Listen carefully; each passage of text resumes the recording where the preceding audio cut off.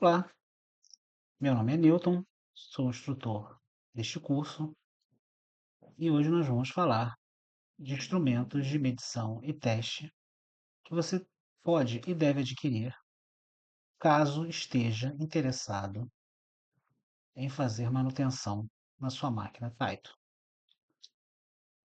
Esses instrumentos de medição e teste são genéricos e ajudarão você em outras atividades de manutenção, além das dedicadas ao reparo da sua máquina de pino.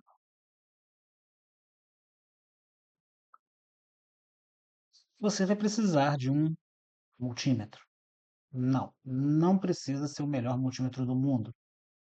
Se você não vai se profissionalizar, você vai só trabalhar como amador, você não precisa ter o melhor multímetro do mundo. Esse multímetro eu vi nos sites dos marketplaces mais populares e ele tem na minha opinião, uma ótima relação custo-benefício. É um Aneng M118A.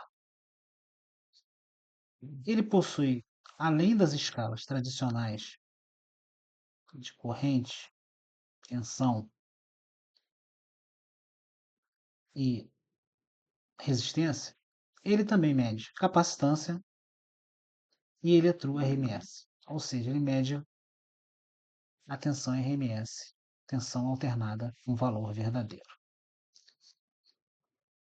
Se você tiver mais condições financeiras, pode comprar sem problema nenhum um multímetro melhor, mais sofisticado, com mais recursos. Porém, esse provavelmente vai atender muito bem às suas necessidades. O multímetro que também possui osciloscópio não é o ideal como osciloscópio, mas costuma ser um excelente multímetro.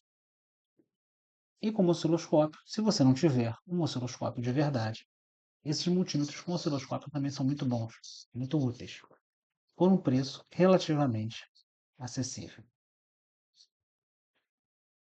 Multímetro analógico? Não. Não recomendo multímetro analógico. Eu sei que você tem um multímetro analógico lindo, é uma obra de relojoaria, o galvanômetro é de uma precisão absurda, é a beleza da engenhosidade humana. Eu também sei que foi seu tio que te deu quando você tinha 14 anos, o seu primeiro multímetro analógico, e você guarda ele com todo carinho. Eu sei tudo isso. Eles são bonitos, são colecionáveis. Porém, no dia a dia, eles não são tão úteis quanto a gente imagina. Eu trabalho há anos, anos e anos e anos em empresas e fábricas, e lá não se vê multímetro analógico há muito tempo. Ninguém mais usa multímetro analógico. A última vez que eu vi foi ainda no século passado, lá por volta de 98, 99. Ainda havia uma oficina que ainda usava na indústria multímetro analógico. Depois eles trocaram os equipamentos que estavam sob manutenção da equipe e não tinham mais multímetros analógicos. Então, o multímetro analógico fica no nosso coração, fica na nossa memória, fica na nossa estante, mas não tem muito sentido no dia a dia da manutenção. Eles são frágeis, relativamente frágeis. Se você inverter a polaridade das ponteiras, o ponteiro vai dar uma pancada para o lado errado, pode perder a calibração. É difícil acontecer, mas acontece se a pancada que ele der por inverter a polaridade for muito grande, pode perder a calibração. Eles não são muito precisos comparados com os digitais. Então, vamos deixar os multímetros analógicos nos nossos corações, nas nossas estantes, nas lembranças do nosso tio, do nosso avô, que com tanto sacrifício compraram o nosso primeiro multímetro analógico. O segundo aparelho que é muito útil e relativamente barato é esse TC1. Ele testa componentes, testa diodo Zener, Ele não é muito preciso, ele testa capacitância, mas não é muito preciso, testa resistência de série equivalente, mas ele quebra um bom galho na manutenção, ele tem uma precisão adequada para manutenção. Não é um instrumento de laboratório avançado, mas ele quebra um bom galho. O meu aparelho é exatamente igual a esse, ele já deu problema na bateria, mas a bateria é uma bateria comum, você encontra nos marketplaces. Eu troquei a bateria e ele voltou a funcionar. Por não ser por ser um projeto, se não me engano, que veio na internet, no projeto gratuito, uma iniciativa gratuita de um alemão, se não me engano, ele não é 100% profissional, assim, no sentido estrito da palavra, né? Então ele tem uns bugzinhos que de vez em quando aparecem. Mas ele, de um modo geral, ele funciona muito bem. E eu não me arrependo de ter comprado, não. Eu recomendo esse PC1. Existem medidores equivalentes usando mesma tecnologia, o mesmo núcleo, vamos dizer assim, de outras marcas, né? Mas esse aí é o mais comum que você acha com uma certa facilidade. Um segundo aparelho que facilita muito a gente quando está fazendo manutenção a nível de placa, a nível de trocar componentes na placa, é esse testador de CIs digitais. A rigor, ele não é um testador de CI digital, ele é um testador de CI. Por quê? Porque ele também testa é, alguns CIs analógicos. Então, tecnicamente, ele não é somente um digital IC tester, ele é um IC tester. Né? Ele também, pelo preço que custa, ele é muito bom, ele funciona relativamente bem, não tenho o que reclamar. O problema é que nem todo TTL nem ele consegue testar. Ele tem na biblioteca dele para testar. Um exemplo é o 74155, que a Taito usa e ele não testa. O 74154, que a Taito e a LTD usam, eu acho que, se não me engano, ele também não testa. Mas a grande maioria dos CIs comuns, 7474, 7407, 7406, 74138, ele testa e testa bem. Ele é uma boa ferramenta, assim. Principalmente na questão da relação custo-benefício. Vale a pena comprar. Evidentemente que você não vai comprar tudo de uma vez. Se você já tiver um equipamento desses, já ajuda. Mas se você tiver dinheiro querendo investir, tiver dinheiro sobrando, quiser investir, eu indico um osciloscópio. E esse osciloscópio da Mirce, ele tem uma ótima relação custo-benefício e ele funciona direitinho. Não é o melhor osciloscópio do mundo, mas ele tem também uma ótima relação custo-benefício. E ele facilita muito o trabalho diagnóstico.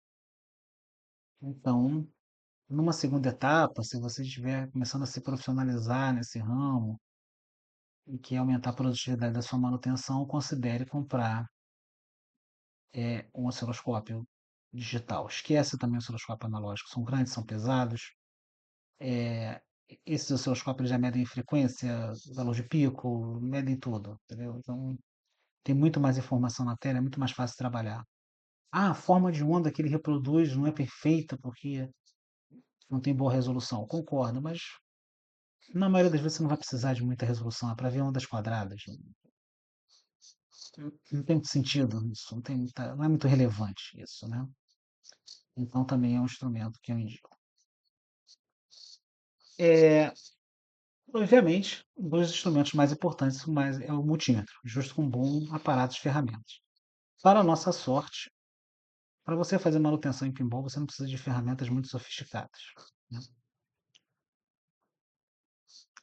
Bom, o recado dado é basicamente isso. Então, já para aproveitar o tempo, eu coloquei nessa apresentação mais alguns detalhes, né? Algumas dicas de instrumentos de medição. Essa aula aqui está um pouco deslocada. Talvez fosse melhor ela ficar mais para frente. Mas como eu estou gravando e esse PowerPoint já estava pronto, eu coloquei essa como aula 2. Mas eu vou mais à frente, quando a gente se dedicar mais à manutenção durante o curso, eu vou relembrar esses conceitos que eu estou pregando aqui. Nunca use o multímetro como medidor de corrente. Primeiro que, na maioria das vezes, é uma medição desnecessária para tratar de reparos. Segundo que a chance de você danificar o multímetro porque você colocou os terminais. Ó, tá. Repara que tem um terminal específico para 10 amperes aqui, ó. Então você, em condições normais, você coloca o preto no terminal comum e o vermelho nesse V ômega. Quando você mede corrente, altas correntes, você troca. Coloca o preto no comum, mantém. E o vermelho você passa para o 10A, medição de 10 amperes. O erro mais comum que existe é você medir corrente,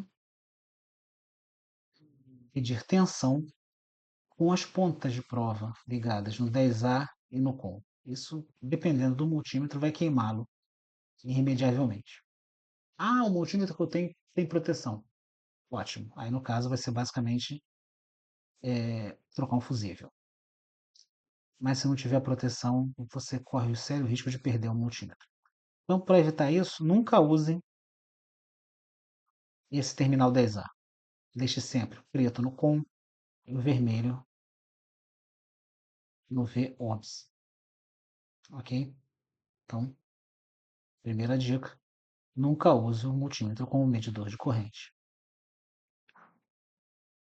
Segunda dica, tenha mais, até escrito errado aqui, tenha mais de um multímetro de muito baixo custo para sacrifício.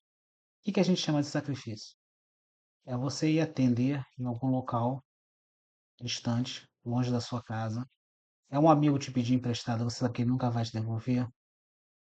É um local que tem risco de queda, risco de choque mecânico, ou seja, serviço de campo. Serviço que tenha risco de danificar o multímetro. Leve o multímetro de baixo custo e faça as medidas básicas com esse multímetro de baixo custo. Se, porventura, você precisar de medidas mais apuradas, aí sim você vai usar um multímetro mais sofisticado para realizar essas medidas. Mas é sempre bom ter um multímetro de baixo custo para sacrifício. Você encontra multímetros de baixo custo por menos de $10. Dá uns R$ 60, por menos de R$ 60 aqui no Rio de Janeiro. A terceira dica que eu dou é construa pontas de prova, ou seja, vá em uma loja eletrônica, compre plugs, bananas, compre fio, cabos de cor vermelha, cabos de cor preta, de preferência com revestimento de material de silicone, própria para ponta de prova. Compre garra jacaré, compre pontas de prova e construa as pontas de prova. Normalmente, as pontas de prova que vêm com os multímetros não são de boa qualidade, sobretudo os multímetros mais baratos. Então, é sempre bom você ter pontas de prova construídas por você mesmo. São mais robustas, são mais duradouras. É muito comum quebrar o fio, por ser muito fino, o fio interno do cabo quebrar e a ponta de prova falhar no momento que você mais precisa. A quarta dica é que multímetros com osciloscópio podem ser úteis. Foi o que eu falei. Se você não tem dinheiro para comprar o osciloscópio, mas tem multímetro para comprar, um multímetro com osciloscópio, ele vai te ajudar em manutenção de pinball tight, pinball LTD. É uma questão de se adaptar. Mas ele vai te ajudar bastante. As frequências não são tão altas. Se não me engano, a frequência mais alta que existe no pinball Taito é 17 MHz, que é o oscilador da CPU, mas logo a dividida por 9, então dá em torno de 2 MHz. Então, um multímetro com osciloscópio certamente conseguiria pegar esses sinais. A quinta dica que eu já adiantei: multímetros analógicos são lindos, é uma obra de arte de relojoaria, mas são pouco práticos, são imprecisos, são limitados e são frágeis. Bom, era isso. Na próxima aula, a gente deve avaliar agora a nomenclatura das máquinas. A questão dos nomes dos equipamentos, dos nomes das peças das máquinas. Até a próxima. Muito obrigado por assistir esse vídeo até o final.